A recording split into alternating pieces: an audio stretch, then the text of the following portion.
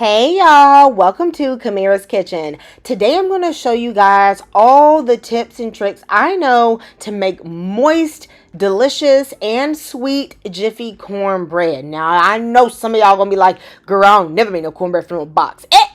Well honey, they still sell it in the store, so I know other people is. Okay, so I'm going to show y'all what to do if you don't mind taking a little box cornbread and jazzing it up. So first I'm going to preheat the oven to 400 degrees. Now y'all know good old Sister Mabel. This is my cast iron skillet. She'd have been through it. Okay, I have this Crisco butter flavor.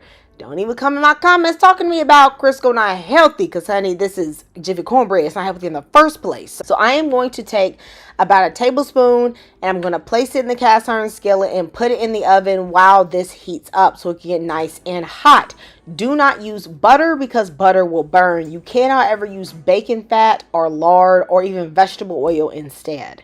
You can do this with any Jiffy cornbread that you want, whether it be the original version, the vegetarian version, or the honey one as you see here. Now the honey one, y'all, this got so much sugar in it. Okay, this is a sweet cornbread, which I actually like. And those of you gonna say it tastes like cake, well baby, it tastes like cake. All right, now do not follow those directions on the back, or else your cornbread is going to come out dry. As you can see, there is so much sugar in this, but still I'm going to show you how you're going to step it up a notch.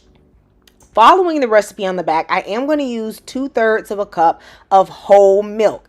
I don't play with the skim milk and all the rest. I want the fat in the milk. Now this is where I'm going to do my own thing. I am going to use half of a cup of sour cream.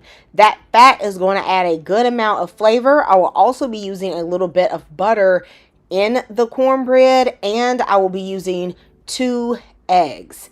This is optional, but if you want it a little sweeter or you just want to enhance that honey flavor, you could add a touch of honey. If y'all already know this recipe gonna come out good, go ahead and give me a like and go ahead and drop a corn emoji in the comments if you love that cornbread. Now I'm a true southerner and I definitely love cornbread, y'all. And you know, the Southern Belles, we know how to do it up, okay? No matter whether it's from scratch or if it's from the box.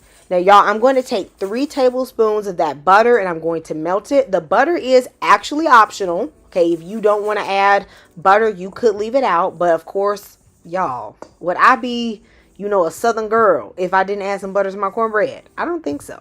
All right, so I'm going to dump in both of my boxes of Jiffy corn mix, and I actually like to go in there and break up the lumps with the spoon and a little bit with my hand.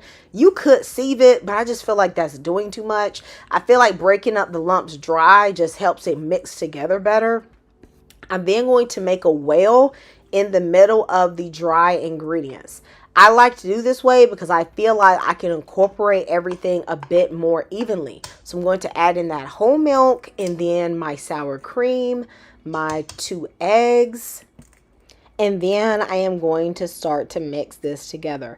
It is actually okay if your cornbread batter has a few lumps in it. You just don't want it to be extremely lumpy. So what I like to do is I'll start mixing in the middle, and as I go along you'll see that I will slowly grab in a little bit more of the dry ingredients.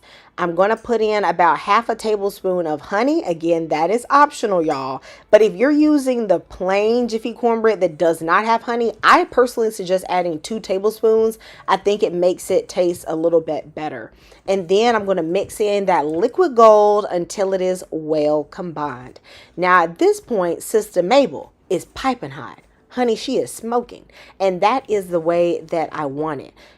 The real OGs know why we do this. Once you get that cast iron skillet preheated and that oil is hot, when that batter hits that hot oil, it's immediately going to start to cook and you are going to get some of the crispiest, most delicious edges. Once I get all my batter in, I'm going to stick this in the oven for anywhere from 20 to 25 minutes. The directions will tell you 17 minutes, but since I have added that extra fat, I feel like it tends to take a little bit longer. Plus, I like mine nice and brown. So check on it at like the 20-minute mark to see for doneness, and then, you know, add time as you feel is necessary. To make a little glaze, I'm going to melt half a tablespoon of butter and half a tablespoon of honey in the microwave. Again, this is optional, okay? But I don't know who doesn't like butter on the top of their cornbread. Because, honey, I definitely do. At the 25-minute mark, I felt like mine was perfect. I stuck a toothpick in, it came out clean, and the top was beautiful and golden brown. But remember just to check on it at 20 minutes, 18 minutes to see if it's at what you like. Y'all, it's your kitchen, it's your rules, so do what you want to do.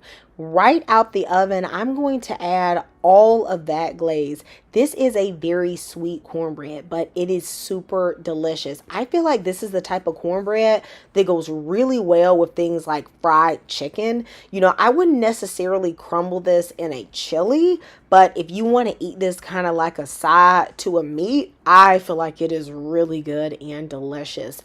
I went in when it was piping hot and got me some. This type of cornbread you can have with a little tea or even a little coffee, guys. Let me know if you make it, and when you do, let me know how much you love it, because my friends absolutely devour this.